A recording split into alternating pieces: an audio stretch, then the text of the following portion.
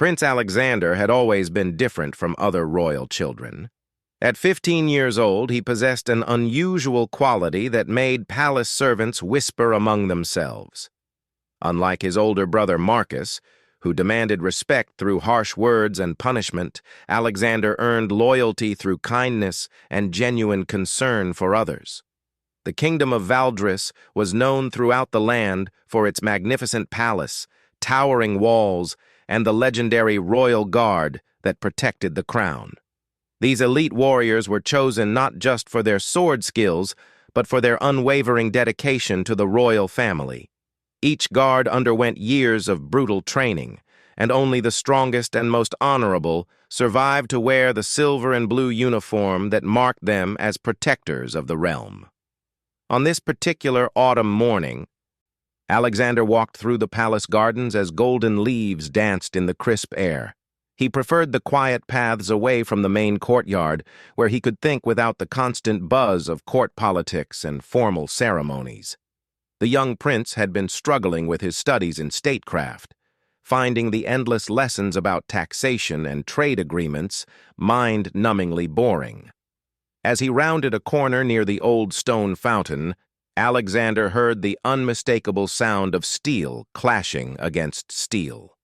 This was unusual, as the training grounds were located on the opposite side of the palace complex.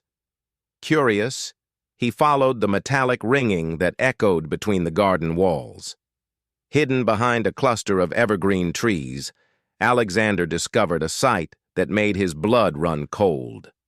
Sir Garrett, one of the most respected members of the royal guard, was engaged in what appeared to be a desperate fight for his life. 3 men in dark clothing surrounded the guard, their faces covered by black masks that revealed only their cold, calculating eyes. Sir Garrett was known throughout the kingdom as an exceptional warrior. Stories of his battles against mountain bandits and foreign invaders were told in taverns across the land. But now, the legendary guard found himself at a severe disadvantage. Blood seeped through a tear in his uniform near his left shoulder, and his breathing came in heavy gasps that created small clouds in the cool morning air. Alexander pressed himself against the rough bark of an ancient oak tree, his heart pounding so loudly he feared the attackers might hear it. He had never witnessed real combat before. Only the carefully choreographed demonstrations performed during royal celebrations.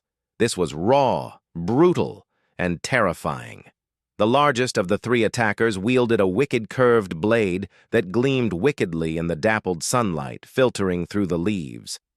He moved with the fluid grace of a trained assassin, each strike calculated to find gaps in Sir Garrett's defense. The other 2 attackers worked in perfect coordination, forcing the guard to divide his attention between multiple threats. "You cannot protect him forever, old man," the largest attacker growled, his voice carrying a foreign accent that Alexander couldn't quite place. "The prince will fall, and the kingdom will burn. This is just the beginning." Sir Garrett's response came in the form of a lightning-fast thrust that barely missed the speaker's throat. Despite his injury, the guard's movements remained precise and deadly. "You'll have to go through me first, and I don't die easily." Alexander realized with growing horror that these men weren't common thieves or bandits. They were here for him, or possibly his brother Marcus. Either way, Sir Garrett was risking his life to protect the royal family, just as he had sworn to do when he took his oath years ago. The young prince found himself frozen with indecision. He had no weapon, no training in real combat, and certainly no experience in life-or-death situations. His tutors had taught him about military strategy and the theory of warfare, but nothing had prepared him for the reality of watching a good man fight for his life. As the battle continued, Alexander noticed that Sir Garrett was beginning to slow down. The wound in his shoulder was taking its toll, and the 3 attackers were pressing their advantage. The guard's sword arm trembled slightly with each parry, and sweat mixed with blood on his weathered face. One of the smaller attackers managed to slip past Sir Garrett's guard, delivering a shallow cut across his leg. The guard stumbled but remained upright, using his sword as a crutch for a brief moment before resuming his defensive stance. Alexander knew he had to act, but what could a 15-year-old boy do against 3 trained killers? He had no military experience, no weapons training beyond the basic sword lessons required of all royal children. His mind raced through everything he had learned about palace protocol, royal duties, and the chain of command that governed the kingdom. Then, like a bolt of lightning, an idea struck him. It was so simple, so obvious, that he wondered why he hadn't thought of it immediately. Alexander might be young, but he was still a prince of Valdris. His words carried weight, and more importantly, they carried the full authority of the crown. Taking a deep breath to steady his nerves, Alexander stepped out from behind the tree. The movement caught the attention of all 4 combatants, who turned to stare at the young prince in surprise. The attackers' eyes widened behind their masks as they recognized the distinctive red and gold clothing that marked him as a member of the royal family. "Sir Garrett," Alexander called out in a clear, strong voice that carried across the garden. Despite his youth, he had been trained from birth in public speaking and royal bearing. When he chose to use his authority, even grown men listened. The guard's eyes met his prince's, and Alexander saw a mixture of relief and concern flash across the older man's face. Sir Garrett had served the royal family for 20 years, and he knew better than anyone how dangerous this situation had become. What Alexander said next would be remembered and retold throughout the palace for years to come. In that moment of crisis, the young prince displayed a wisdom and understanding of human nature that shocked everyone who heard about it later. "Sir Garrett, I command you to stop fighting immediately." The words hung in the air like a thunderclap. Sir Garrett's sword arm froze mid-swing, his face showing confusion and disbelief. The 3 attackers looked equally stunned, uncertain whether this was some kind of trap or if the young prince had truly just ordered his own protector to stand down.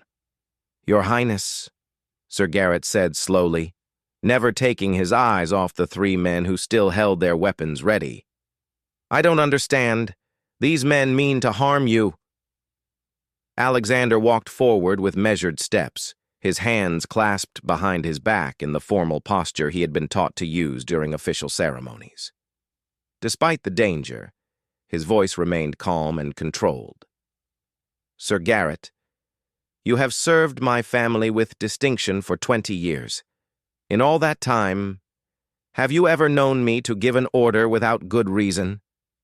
The guard's weathered face showed his internal struggle. Every instinct told him to continue fighting, to protect his prince at all costs. But Alexander was right. The young man had never been known to act foolishly or without consideration for consequences. "No, Your Highness, you have not." "Then trust me now. Lower your sword and step back 3 paces. The largest attacker let out a harsh laugh. "The boy has lost his mind with fear. Kill the guard now while he's distracted." But Sir Garrett had made his choice. With visible reluctance, he lowered his sword and took 3 careful steps backward, never fully turning his back on the 3 armed men. His eyes constantly darted between Alexander and the attackers, ready to spring back into action at the first sign of danger. Alexander continued his slow approach, and the attackers raised their weapons uncertainly. They had come prepared to fight a guard, not to deal with a prince who seemed utterly unafraid of their presence. "Now," Alexander said, his voice carrying the unmistakable tone of royal command, "you 3 will also lower your weapons and remove your masks." The largest attacker snarled behind his black covering.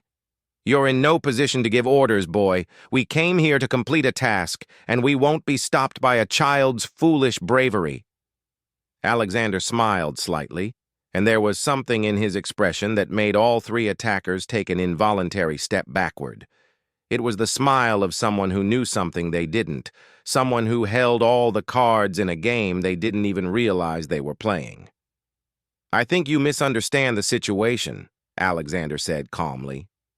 You see, while you were so focused on fighting Sir Garrett, you failed to notice something very important. The attackers exchanged uncertain glances, their confidence beginning to waver. The youngest of the three looked around nervously, as if expecting to see palace guards emerging from every shadow. "What are you talking about?" the leader demanded, but his voice had lost some of its earlier certainty. Alexander's smile widened slightly. "Tell me, how long do you think this fight has been going on?" The question seemed to confuse the attackers. The leader shook his head impatiently. "What does that matter?" "It matters a great deal. You see, the palace gardens might seem quiet and isolated, but they're actually one of the most closely monitored areas in the entire complex. Every guard rotation includes a sweep through these paths, and that sweep happens every 15 minutes without fail." Sir Garrett's eyes widened as he realized what his prince was doing. A smile began to creep across his own weathered features, and his grip on his sword relaxed slightly. Alexander continued in the same calm tone. "Based on the amount of blood Sir Garrett has lost, and the fact that you're all breathing heavily from exertion, I'd estimate this fight has been going on for at least 12 minutes, which means—" The sound of heavy boots on stone paths echoed from multiple directions around the garden. The attackers spun around frantically as the unmistakable sound of armored soldiers grew closer from what seemed like every direction at once. "The next guard patrol should be arriving right about now," Alexander finished. The leader of the attackers let out a string of curses in his foreign language. All three men now looked around desperately, realizing that what had seemed like an isolated location for their ambush had actually become a trap. "Surrender now," Alexander said, his young voice carrying an authority that seemed far beyond his 15 years. "And I give you my word as a Prince of Valdris that you'll be treated fairly and given a chance to explain your actions. Continue to resist, and you'll face the consequences when my father's guards arrive." The first patrol came into view around the eastern path. 6 guards in full armor, their weapons drawn and ready. More footsteps could be heard approaching from the north and west, creating an ever-tightening circle around the garden clearing. The 3 attackers found themselves in an impossible situation. They could try to fight their way out against overwhelming odds, or they could accept the prince's offer of surrender. The leader's eyes darted between the approaching guards and the calm young man who had somehow turned their carefully planned ambush into their own capture. What happened next would become legendary throughout the palace, though few who heard the story later would believe such wisdom could come from someone so young. Alexander's command to Sir Garrett hadn't been the desperate act of a frightened boy. It had been the calculated move of a future king who understood that sometimes the most unexpected approach was the most effective one. The garden fell silent except for the approaching footsteps of the royal guards, and all eyes turned to the 3 masked figures who now had to choose between surrender and certain death. The young prince stood perfectly still, waiting to see whether his gamble had paid off, while Sir Garrett marveled at the tactical brilliance of a boy he had watched grow up from a toddler into what was clearly going to be an exceptional leader. Alexander had learned something that day that no amount of classroom instruction could have taught him: that true authority didn't come from shouting orders or threatening punishment. It came from understanding people, situations, and the delicate balance of power that governed all human interactions.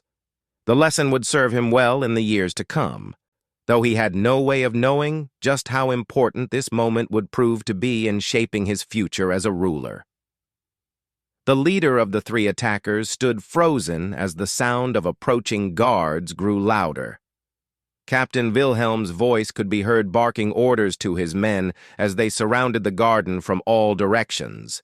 The trap was complete, and the masked figures found themselves with nowhere to run. "Drop your weapons immediately!" Captain Wilhelm's commanding voice echoed off the garden walls as he emerged from behind a cluster of rose bushes, his sword drawn and 6 guards flanking him. The largest attacker's grip tightened on his curved blade, his eyes darting between the prince, Sir Garrett, and the approaching soldiers. For a moment, it seemed he might choose to fight his way out in a desperate last stand. The tension in the air was thick enough to cut with a knife. Alexander stepped forward, his hands still clasped behind his back in that formal royal posture. His voice remained calm and measured, showing no sign of the fear that any normal 15-year-old would feel in such a situation. "I gave you my word," he said directly to the leader. "Surrender now, and you'll be treated with honor befitting prisoners of war. You have 3 seconds to decide." The calculating look in the leader's visible eyes showed he was weighing his options. Around him, his 2 companions shifted nervously, clearly looking to him for guidance. The sound of more guards approaching from the western path made it clear that resistance would be futile. With a frustrated growl, the leader threw his curved blade to the ground where it clattered against the stone walkway. His companions immediately followed suit, their weapons joining his in surrender. "Remove your masks," Captain Wilhelm ordered, as his guards moved to surround the 3 prisoners. As the black cloth coverings came away, the faces revealed underneath told a story that made Sir Garrett suck in a sharp breath. These weren't common bandits or hired thugs. The leader was a man in his 40s with the weathered features and numerous scars that spoke of years of professional warfare. His 2 companions were younger but carried themselves with the same disciplined bearing. "Mercenaries," Sir Garrett murmured to Alexander. "Well-trained ones by the look of them." Captain Wilhelm approached the prisoners with practiced caution. He had served as head of palace security for 12 years and had developed an eye for dangerous men. These 3 definitely fit that description. "Search them thoroughly," he commanded his guards. "Check for hidden weapons, poison capsules, anything that might be used for escape or suicide." As the guards began their methodical search, Alexander studied the faces of the 3 captured men. The leader met his gaze without flinching, showing no sign of remorse or fear. This was a professional who had accepted capture as one possible outcome of his mission. "Your Highness," Captain Wilhelm said, turning to Alexander with obvious concern, "you shouldn't be here. These men are extremely dangerous, and we don't yet know if there are others." Alexander nodded thoughtfully. "You're absolutely right, Captain. But before I go, I want to ask our guests a few questions." Sir Garrett moved to stand beside his prince, his wound hastily bandaged by one of the guards, but still requiring proper medical attention. "Your Highness, perhaps it would be better to let Captain Wilhelm conduct the interrogation." "Sir Garrett, you need to see the palace physician immediately. That shoulder wound is deeper than it looks." Alexander's concern for the guard was genuine, but his attention remained focused on the prisoners. The young prince approached the leader of the captured men, staying just outside of arm's reach, despite the fact that the man was now bound and surrounded by guards. His blue eyes, so like his father the king's, studied the mercenary's face with an intensity that seemed unusual for someone his age. "What's your name?" Alexander asked simply. The man remained silent, his jaw set in a stubborn line that suggested he had no intention of cooperating. "I see. Well, let me tell you what I've observed. You're not from Valdris. Your accent suggests you're from the Eastern Kingdoms, probably Drakmor or one of its tributary states. You and your companions move like soldiers, not common criminals. This was a planned operation, not a crime of opportunity." Captain Wilhelm raised an eyebrow in surprise. The prince's observations were remarkably accurate for someone with no formal training in interrogation techniques. Alexander continued, circling slowly around the bound prisoners. "The quality of your weapons and armor suggests you're well-funded. Someone with significant resources hired you for this mission. The question is, who and why?" The leader's stone-faced expression didn't change, but Alexander noticed the slightest tensing of muscles around his eyes. The prince was getting close to something important. "Sir Garrett," Alexander said without taking his eyes off the prisoner, "when these men were fighting you, what exactly did they say? I heard something about princes falling and the kingdom burning." The veteran guard nodded grimly. "The leader said I couldn't protect him forever and that the prince would fall. He seemed to know about the royal family's routines and security arrangements." This revelation sent a chill through everyone present. If these mercenaries had inside information about palace security, it suggested a conspiracy that went far beyond a simple assassination attempt. Alexander stopped directly in front of the leader again. "You know, there's something that puzzles me about your whole operation. If you really wanted to kill a member of the royal family, why attack in broad daylight in the palace gardens? Surely someone with your obvious skills could have found a better opportunity." The question hung in the air, and for the first time, uncertainty flickered across the mercenary's features. Captain Wilhelm stepped forward. "Your Highness, what are you suggesting?" Alexander's young face showed a wisdom that seemed far beyond his years. "I'm suggesting that maybe killing wasn't the primary objective. Maybe this was supposed to be a capture operation." The leader's eyes widened slightly, confirming Alexander's suspicion. The prince had struck upon something significant. "You weren't here to assassinate anyone," Alexander continued, his voice gaining confidence. "You were here to kidnap someone. Specifically, you were here to kidnap me." Sir Garrett moved protectively closer to Alexander. "Your Highness, if that's true, then this could be part of a larger plot. We need to get you to safety immediately." But Alexander wasn't finished with his analysis. His mind was working through the implications of what he had discovered, and the picture that emerged was deeply troubling. "Think about it," he said to Captain Wilhelm. 3 professional mercenaries, well-funded and well-informed, attempting to capture a prince in his own palace gardens. This kind of operation requires months of planning and significant financial backing. We're not dealing with common criminals or even political dissidents. The captain's weathered face grew grim as he realized where the prince's logic was leading. "You're suggesting foreign involvement?" Alexander nodded. "More than that. I'm suggesting that someone with detailed knowledge of palace security and royal family schedules provided the information necessary to plan this operation. We have a traitor in the palace." The weight of this accusation settled over everyone present like a heavy blanket. The idea that someone within the trusted circle of palace staff or nobility might be working with foreign enemies was almost too horrible to contemplate. One of the younger mercenaries shifted nervously, earning a sharp look from his leader. Alexander noticed the movement and focused his attention on the man who seemed least comfortable with the situation. "You," Alexander said, pointing to the younger prisoner. "You look like you have something to say."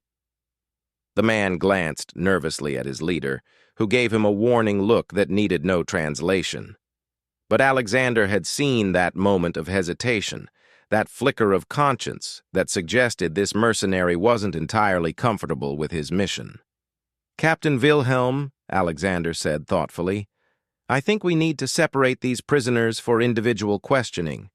Sometimes men find their tongues when they're not worried about disappointing their companions." Before Captain Wilhelm could respond, the youngest of the 3 prisoners spoke up in a voice that trembled slightly with fear and uncertainty. "We were told the prince would be alone," he said quickly, ignoring his leader's furious glare. "Someone promised us easy money for a simple snatch and grab. They said the target walked alone in the gardens every morning and that security would be minimal." "Silence!" the leader hissed, but the damage was done. Alexander smiled grimly. "Someone has been watching my daily routines very carefully. Tell me, how long have you been observing the palace?" The young mercenary looked torn between fear of his leader and the growing realization that their mission had gone horribly wrong. 3 weeks, he admitted. We've been staying in the capital, watching and learning your schedule. And who provided you with information about palace security? This time the mercenary fell silent, clearly afraid to reveal information that would identify his employer. But he had already provided Alexander with crucial intelligence. Captain Wilhelm stepped forward, his hand resting on his sword hilt. Your Highness, we need to conduct a full security review immediately. If someone has been observing the palace for 3 weeks, they may know far more than just your morning routine. Alexander nodded, but his attention remained focused on the prisoners. Something about the entire situation still bothered him, some detail that didn't quite fit the pattern he was beginning to see. Sir Garrett, he said suddenly, when you first encountered these men, where exactly were they positioned? The veteran guard thought for a moment, wincing slightly as the movement aggravated his shoulder wound. They were near the old fountain. Your Highness, it looked like they had been waiting there for some time. The old fountain, Alexander repeated thoughtfully. That's interesting. You see, Captain Wilhelm, I haven't used that path through the gardens in over a week. I've been taking the northern route because the gardeners have been working near the fountain. The implications of this revelation were staggering. If the mercenaries had been positioned to intercept Alexander on a route he no longer used, it meant their intelligence was outdated. More importantly, it meant whoever was feeding them information wasn't as well informed as they claimed to be. Alexander's mind raced through the possibilities. If the traitor wasn't someone with daily access to his movements, then the list of suspects narrowed considerably. It had to be someone who knew his general routines, but wasn't close enough to know about recent changes. Your Highness, Captain Wilhelm said urgently, we really should continue this conversation in a more secure location.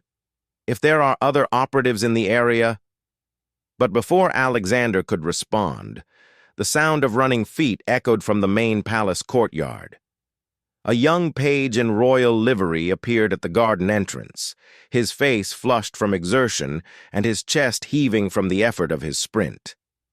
Your Highness, the page called out breathlessly. The king commands your immediate presence in the throne room. There's been a development regarding the northern border disputes.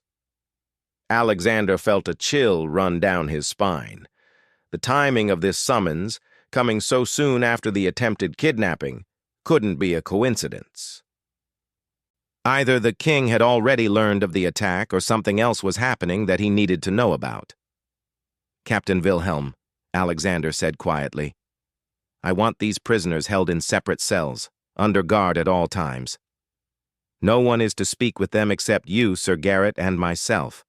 And Captain? Yes, Your Highness. Double the guard on my brother Marcus immediately. If someone was targeting me today, they might try for him as well. As Alexander prepared to return to the palace, he took one last look at the 3 captured mercenaries. The leader met his gaze with undisguised hatred, but there was also something else in his eyes. A grudging respect for the young prince who had outmaneuvered him so completely. The walk back to the palace would give Alexander time to think through everything that had happened. But he already knew that this morning's events had changed everything. The game of palace politics had suddenly become much more dangerous, and he was no longer just a student learning about statecraft. He was now a target in a larger conflict that threatened not just his own life, but possibly the stability of the entire kingdom. The throne room of Valdris was a magnificent chamber that had witnessed centuries of royal proclamations, diplomatic negotiations, and moments of great historical significance. Tall stained glass windows cast colorful patterns across the polished marble floor, while banners bearing the royal coat of arms hung from the vaulted ceiling. Today, however, the usual grandeur felt overshadowed by an atmosphere of tension and urgency. King Robert sat upon the ancient throne of Valdris, his weathered hands gripping the carved armrests as he listened to reports from his advisors. At 52 years old, He remained an imposing figure despite the gray that had begun to creep into his dark hair. His blue eyes, so like Alexander's, held a mixture of concern and barely controlled anger. As Alexander entered the vast chamber, he noticed immediately that this wasn't a routine court session. His brother Marcus stood to the right of the throne, his face pale and serious. Lord Chancellor Aldrich whispered urgently into the king's ear, while Master of Arms Sir Edmund stood nearby with his hand resting on his sword hilt. "Alexander," King Robert's voice echoed across the chamber as he spotted his younger son. "Come forward immediately. We have much to discuss." As Alexander approached the throne, he caught sight of several documents spread across a nearby table. Even from a distance, he could see official seals and what appeared to be maps of the northern territories. His mind immediately connected this to the page's mention of border disputes. "Father," Alexander said, bowing formally despite the urgency of the situation, "I came as quickly as I could." King Robert studied his son's face carefully. "Captain Wilhelm sent word ahead about the attack in the gardens. Are you injured?" "No, father. Sir Garrett bore the brunt of their assault. He's receiving medical attention now." "Good. We'll discuss that incident in detail shortly, but first, you need to know what we've learned about our enemy's larger plans." The king gestured to Lord Chancellor Aldrich, who stepped forward with a thick document bearing multiple official seals. "Your Highness," Aldrich said, his usually steady voice showing signs of strain, "we've received intelligence from our spies in the Eastern Kingdoms. The attack on you this morning was part of a much larger operation designed to destabilize our kingdom." Marcus stepped forward, his face grave. "They weren't just trying to kidnap you, Alexander. They were trying to kidnap both of us, along with several other key figures in the kingdom's leadership." Alexander felt his blood run cold. The scope of what they were describing went far beyond a simple mercenary operation. This was a coordinated attempt to cripple the kingdom's government. King Robert rose from his throne, his impressive height making his presence even more commanding. "Show him the intercepted communications." Lord Chancellor Aldrich handed Alexander a decoded message written in the common tongue, but bearing the seal of Prince Dmitri of Drakmor. As Alexander read the contents, his face grew increasingly pale. The message detailed a comprehensive plan to capture key members of the Valdris royal family and nobility, holding them for ransom while Drakmor forces invaded the northern territories. The goal wasn't just political advantage. It was complete conquest disguised as a rescue operation. "According to our intelligence," Sir Edmund said grimly, "Drakmor forces are already massing near our northern border. They plan to claim they're responding to the kidnapping of their own agents by rescuing the hostages through military intervention." Alexander looked up from the document, his young mind working through the implications of what he had just read. But if they're planning to claim their agents were kidnapped, then the mercenaries in the garden were meant to be captured or killed after completing their mission, King Robert finished. "Dead men tell no tales, and captured men can be disavowed as acting independently." The full scope of Drakmor's treachery began to dawn on Alexander. The entire operation had been designed to give Prince Dmitri justification for military action while making it appear that Valdris was the aggressor. "Father," Alexander said slowly, "there's something else you need to know about this morning's attack. The mercenaries had inside information about palace security and my daily routines." A dangerous silence fell over the throne room. King Robert's eyes narrowed, and Alexander could see the barely controlled fury building behind them. "Explain," the king commanded. Alexander quickly related his observations from the garden, including the mercenaries' knowledge of his schedule and their positioning near the old fountain. As he spoke, he watched his father's expression grow darker with each detail. "You're certain they were positioned on a route you no longer use?" Lord Chancellor Aldrich asked. "Absolutely. I changed my morning routine over a week ago because of the garden maintenance. Whoever provided them with information didn't know about that change. Sir Edmund stepped forward. Your Highness, that actually narrows our list of suspects considerably. Most of the palace staff would know about changes to your daily schedule. King Robert began pacing in front of his throne, his mind clearly working through the implications of what his son had discovered. If the information came from someone without daily access to Alexander's movements, then we're looking at nobility or visiting dignitaries rather than servants or guards. Marcus suddenly straightened, his face showing recognition. Father, do you remember the Drakmore trade delegation that visited last month? Ambassador Corvain spent considerable time discussing our border security arrangements. The king stopped pacing abruptly. Corvain, that smooth-talking diplomat who seemed so interested in our defensive capabilities. Alexander nodded grimly. It would make sense. A visiting ambassador would have access to general information about royal schedules and palace security, but wouldn't necessarily know about day-to-day changes in routine. Lord Chancellor Aldrich was already moving toward a writing desk. I'll have our records examined immediately. Every conversation Ambassador Corvain had, every document he might have seen, every person he spoke with during his visit. But Alexander held up a hand. Wait. Before we focus entirely on Corvain, we need to consider another possibility. What if the inside information didn't come from someone currently in the palace? The room fell silent as everyone considered this new angle. King Robert raised an eyebrow, encouraging his son to continue. Think about it, Alexander said, his confidence growing as he worked through the logic. The mercenaries had good information about my general routine, but it was outdated. What if their source was someone who used to have access to palace information but no longer does? Sir Edmund's eyes widened with understanding. A former employee, someone who was dismissed or left service within the past few months. Exactly. Someone with a grudge against the royal family and detailed knowledge of palace operations, but whose information has become stale because they're no longer here to observe changes. King Robert smiled grimly at his son's deductive reasoning. Very good, Alexander. Lord Aldrich, I want a complete review of everyone who has left palace service in the past 6 months. Cross-reference that with anyone who had access to information about royal schedules or security procedures. As the Chancellor hurried off to begin his investigation, Alexander found himself thinking about the larger implications of the Drakmore plot.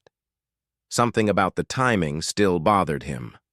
Father, he said thoughtfully, why now? What's changed that makes Prince Dmitri think he can successfully invade Valdris? Marcus answered before the king could speak. The harvest failures in the eastern provinces, our military resources have been stretched thin providing aid to affected areas. Dmitri probably thinks we're vulnerable. But Alexander shook his head. That doesn't feel right. The harvest problems were well publicized. If Dmitri wanted to take advantage of them, he would have acted months ago. King Robert studied his younger son with growing interest. What are you thinking? Alexander walked over to the maps spread on the nearby table, studying the marked positions of Valdris and Drakmore forces. Something about the troop deployments didn't match what he would expect from a simple, opportunistic invasion. Look at these positions, he said, pointing to various marks on the map. Dmitri's forces aren't positioned for a quick strike into our weakened eastern territories. They're positioned for a sustained campaign aimed at our most heavily fortified northern borders. Sir Edmund joined Alexander at the table, his experienced military eye following the young prince's reasoning. You're right. This deployment suggests they're planning for a long campaign, not taking advantage of temporary weakness. Which means, Alexander continued, they believe they have some other advantage that will allow them to succeed despite our strong defenses. Something they're counting on that goes beyond simple military superiority. A chill settled over the room as the implications became clear. King Robert's voice was deadly quiet when he spoke. They're expecting help from inside our kingdom. The revelation hit everyone simultaneously. This wasn't just about kidnapping royal family members or taking advantage of harvest failures. This was a coordinated effort involving traitors within Valdris itself. "Father," Marcus said urgently, "if they have allies inside our kingdom, then every military plan, every defensive strategy we've developed could be compromised." Alexander nodded grimly. "And it explains why they were so confident about the kidnapping operation. They weren't just relying on inside information about my schedule. They were counting on inside help to ensure their escape after the capture." King Robert's face had gone pale with rage and the magnitude of the betrayal they were uncovering. "Lord Aldrich!" he bellowed. The Chancellor, who had been reviewing personnel records at a nearby desk, immediately approached the throne. "Yes, Your Majesty?" "Expand your investigation. I want every member of the nobility, every military officer, every person with access to sensitive information subjected to the most thorough scrutiny possible. Someone with significant authority is working with Drakmor, and I want them found." As the gravity of the situation settled over everyone in the throne room, Alexander found himself thinking about the morning's events from a completely new perspective. His command to Sir Garrett hadn't just saved the guard's life and captured 3 mercenaries. It had potentially uncovered a conspiracy that threatened the very existence of their kingdom. "Your Highness," Sir Edmund said quietly, "the wisdom you showed in the gardens today may have saved more than just your own life. If those mercenaries had succeeded in their mission, we might never have learned about the larger plot until it was too late." Alexander looked around the room at the faces of men who had suddenly realized they were fighting for the survival of their nation. The weight of responsibility settled on his young shoulders like a heavy cloak, but he found himself ready to bear it. "What are your orders, Father?" he asked simply. King Robert's smile was fierce and proud. "You've already proven yourself capable of thinking like a king, Alexander. Now you'll learn what it means to fight like one." The throne room began to fill with military commanders, intelligence officers, and trusted advisors as King Robert prepared to coordinate the kingdom's response to the Drakmor threat. Alexander stood beside his father and brother, no longer just a prince learning about statecraft, but a key player in a conflict that would determine the future of Valdris. The simple command he had given in the palace gardens that morning had indeed shocked everyone who heard it. But as word of his tactical brilliance and cool thinking under pressure spread throughout the palace, Alexander began to understand that the real shock wasn't what he had said to Sir Garrett. The real shock was the realization that the 15-year-old prince possessed the instincts and wisdom of a born leader, and that the kingdom's future was in very capable hands. The battle for Valdris was just beginning, but Alexander had already proven that he was ready for whatever challenges lay ahead. His command in the garden had been the first test of his leadership abilities, and he had passed with flying colors. Now, as he prepared to help defend his kingdom against enemies both foreign and domestic, he carried with him the confidence that comes from knowing you can make the right decision even in the most dangerous and uncertain circumstances.